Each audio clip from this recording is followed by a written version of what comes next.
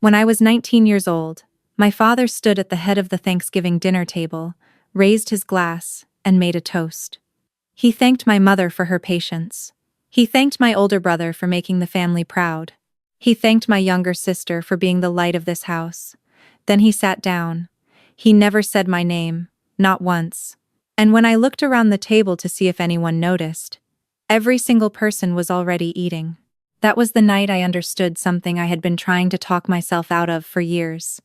I was not forgotten. I was erased. On purpose. Consistently. By the people who were supposed to love me the most. My name is Claire. I am 31 years old. I own a small interior design firm in Austin, Texas. I have a dog named Fig, an apartment with good light, and a life I built entirely by myself, with no help from anyone who shares my last name. And about 4 months ago, my mother called me for the first time in 8 years. She did not say hello. She did not say she missed me. The first words out of her mouth were, "We need you to come home. Your father is in trouble." But I am getting ahead of myself. Let me start from the beginning, because the beginning matters. Before I tell you what kind of trouble my father was in, and what I decided to do about it, I want to ask you something. What time is it where you are right now? What city? What state? What country? Drop it in the comments. I always love knowing who is out there listening. Okay, the beginning. I grew up in a suburb outside of Columbus, Ohio. 4 bedrooms, 2-car garage, the kind of neighborhood where everyone mows their lawn on Saturday morning and waves at each other from the driveway. From the outside, we looked completely normal. My father was a contractor. My mother did bookkeeping part-time from home. My older brother Derek was the athlete, the one with the trophies on the shelf and the college scouts at his games.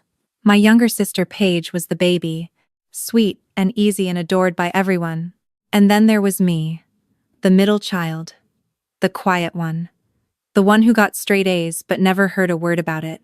The one who won a regional art competition at 14 and came home to find my parents had gone to Derek's baseball game and left a frozen dinner on the counter with a sticky note that said, "Congrats." Not even my name on the note. Just congrats, like they weren't entirely sure which kid had done the winning. I want to be fair here. My parents were not monsters in the obvious way. They did not scream at me. They did not hit me. What they did was quieter, and I think, more damaging in the long run. They simply decided, somewhere along the way, that I was the least important person in the house. Derek's baseball needed new cleats money appeared. Paige wanted dance lessons signed up by the end of the week. I asked if I could take an architecture class at the community center the summer I turned 16, and my mother told me we couldn't afford extras right now. That same month, they put a new set of rims on Derek's truck for his birthday. I stopped asking after that. What I did instead was work. I got a job at a bakery when I turned 16. I saved every dollar. I applied for every scholarship I could find. My high school art teacher, Miss Brennan, was the one who told me about the state portfolio grant for students pursuing design. She helped me put my application together after school, on her own time, because my parents had no interest in being involved. I won that grant. It was $4,000. Meant to go directly into a savings account in my name that would release when I turned 18 and enrolled in a design program. My parents knew about that account. My mother helped me open it because I needed an adult cosigner at the time. I did not think anything of it. She was my mother. Why would I think anything of it?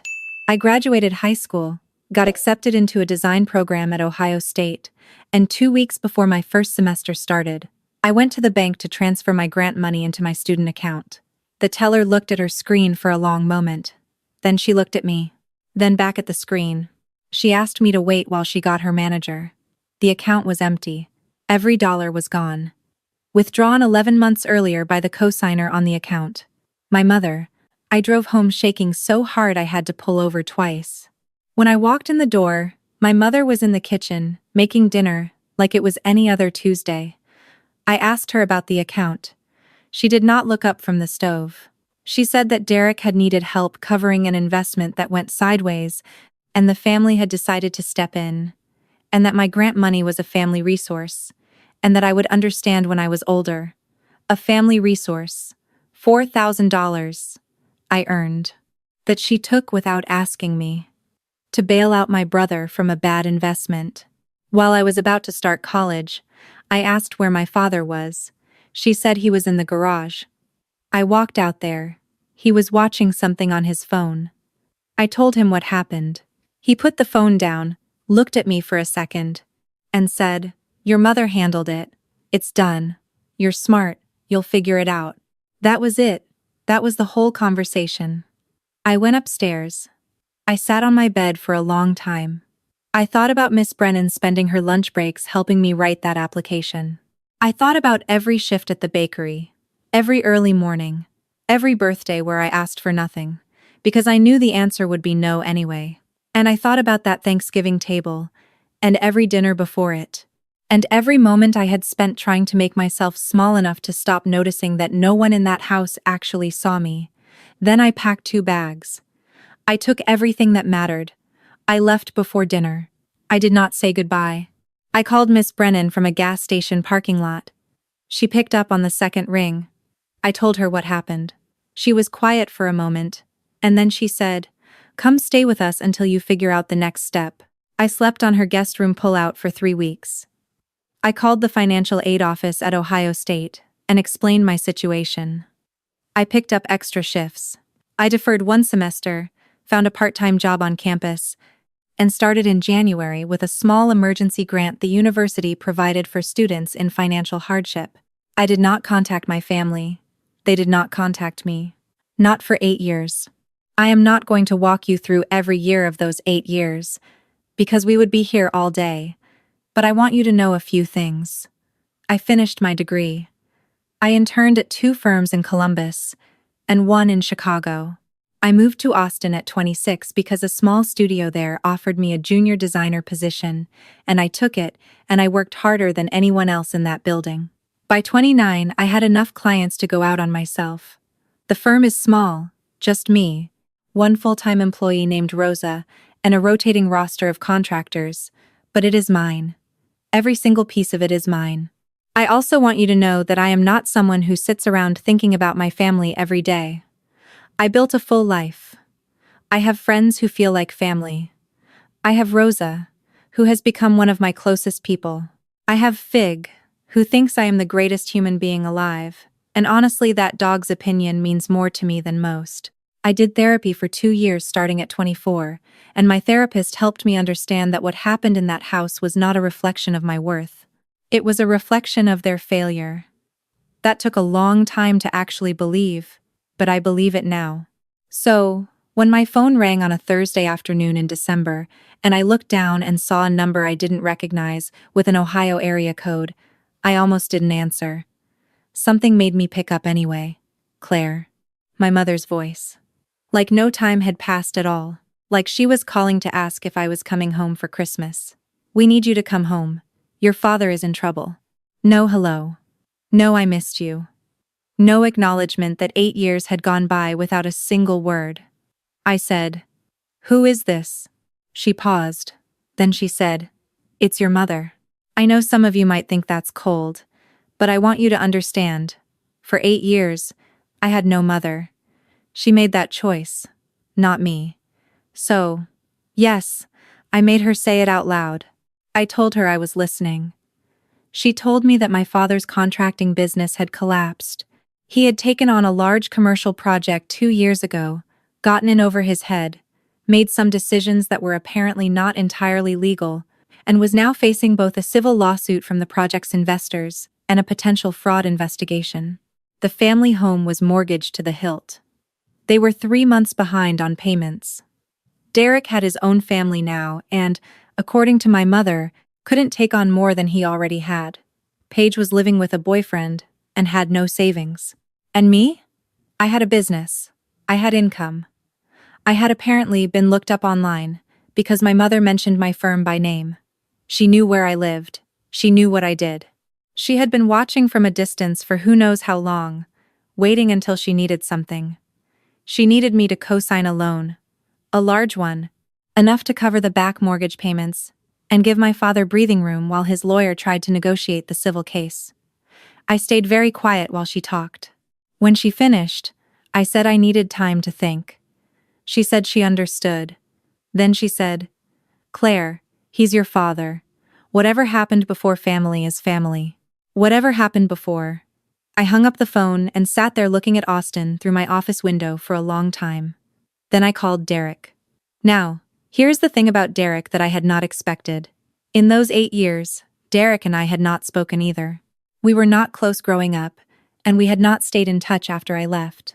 But when he picked up the phone and heard my voice, his first words were not surprise or awkwardness. His first words were, "She called you too, didn't she?" It was not a question. We talked for almost 2 hours. I learned things I had not known. I learned that Derek had spent the last several years slowly coming to terms with how our family operated. He had watched his own kids, 3 of them now, and found himself doing the math on his own childhood in a way that made him uncomfortable. He had tried to talk to my parents about it once, 2 years ago, after a family dinner that went badly. My mother had cried and my father had told him he was being dramatic. But something had shifted in Derek. He saw things differently now. He also told me something about the money, my grant money. Our parents had told him at the time that I had agreed to lend it, that I had offered it willingly because I knew how much pressure he was under. He had believed them because he was 22 and self-absorbed, and it was easier to believe them than to ask questions. When I told him the truth that I had walked into the bank and found a zero balance and that I had not known until that moment, and that no one had ever asked me, the line went silent for so long. I thought we had been disconnected. "Claire," he said finally. His voice was different. I didn't know. I genuinely did not know. I believed him. I do not know exactly why, but I believed him. We talked about the loan, about what our mother was asking. Derek had already looked at the numbers. He knew the reality. Co-signing that loan would make me legally responsible for a debt tied to a fraud investigation. If the civil case went badly, if the fraud charge moved forward, I could be on the hook for hundreds of thousands of dollars. I would be putting my business at risk. Everything I had built. Everything I had done without a single dollar of help from these people. Derek said, "I'm not doing it." I already told her no. "I wanted to call you before you made any decision, but I wanted you to know where I stand." I asked him why. Why not just help them? They were his parents too. He said something I have thought about many times since. He said, "Because helping them right now would be helping them avoid every consequence of every decision they've made. And some of those decisions hurt people who didn't deserve it, including you. I'm not going to be part of pretending that didn't happen." I did not say anything for a moment. Then I said, "You know this is the first real conversation we've ever had." He laughed, kind of quietly, and said, "Yeah, I know. We decided together that we would respond to our mother as a united front. Not out of cruelty, not to punish anyone, but because the alternative was to let ourselves be separated and manipulated and guilt-tripped individually, which was exactly what our parents had always done. Keep us apart, keep us not talking. Make sure no one compared notes. We were done with that." I called my mother back the next day. I told her I would not be co-signing the loan. I told her that I had spoken with Derek, and that he had already given her his answer, and that our answers were the same. I told her that I wished my father well in navigating the legal situation, and that I hoped they were able to find a real solution, but that solution was not going to come from me assuming financial and legal liability for decisions I had no part in. She cried. Of course she did. She told me I was being selfish. She told me that they had sacrificed for me, that they had given me everything, that this was how I repaid them. She told me that a daughter who truly loved her family would not walk away when things got hard. I let her finish. And then I said, very calmly, "You withdrew $4,000 from my account without asking me. Money I earned. Money that was meant for my education. You told Derek I had agreed to it, which was a lie. You called me for the first time in 8 years not to apologize, and not because you missed me, but because you need something. I am not walking away from family. You decided 8 years ago that I was not worth keeping. I am just living with the decision you made." Then I said, "I hope things get better. I really do, but I can't help you." And I hung up. I will not pretend it felt like victory. It did not feel like anything clean. I sat in my car in the parking garage under my office building for about 20 minutes after that call. I thought about the Thanksgiving table. I thought about the sticky note that said "Congrats" with no name on it. I thought about sitting on my bed at 19 with 2 bags packed and nowhere to go, calling a teacher from a gas station because I had no one else. I cried a little, honestly. Not because I regretted my decision. I was sure about my decision. I cried because it still hurts, even when you are 31 and established and genuinely okay, to have confirmation that the people who raised you saw you as a resource before they saw you as a person. That still hurts. I don't think it ever fully stops hurting. And I think that's worth saying out loud, instead of pretending I rode off into the sunset without looking back. Derek and I have talked several times since then. We are building something slowly, carefully, with a lot of honesty and no pretending. He came to Austin with his wife for a weekend in February. We had dinner. His wife is warm and funny and she makes him better, I think. His kids are loud and wild and asked if Fig could sleep over at their hotel, which was obviously not possible but which I deeply appreciated as a request. It was strange and good and tentative, in the way that all new honest things are tentative. My parents, from what Derek tells me, are working through the legal process.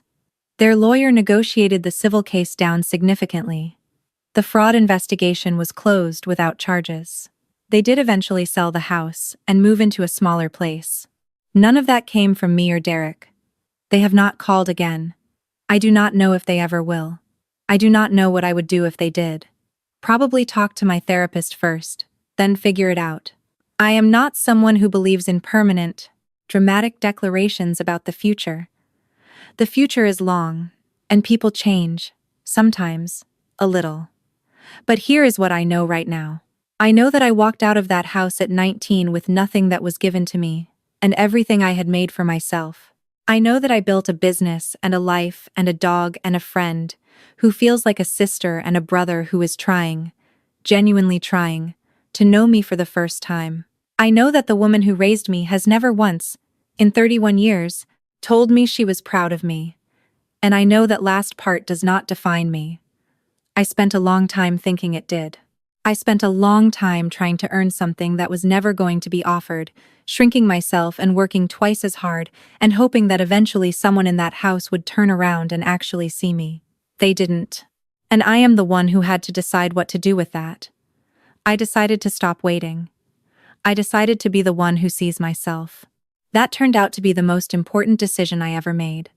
More important than the job, the firm, the move to Austin, any of it. The moment I stopped needing them to recognize my worth was the moment I actually started living. If you are somewhere right now where someone is making you feel like the least important person in the room, I want you to hear this. The people who underestimate you are not the authority on what you are worth. They are just people who looked at you and failed to understand what they were looking at. That is their limitation, not yours. You do not have to wait for them to see it. You can just go build something they will one day need to look up online. If this story hit close to home for you, I want to hear about it. Drop a comment. Tell me your time zone. Tell me where you're watching from. Tell me what piece of this landed for you. And if you know someone who needs to hear this today, share it with them. We are building something here on Revenge Fire, and every single one of you is part of why this channel exists. Take care of yourself. I mean that.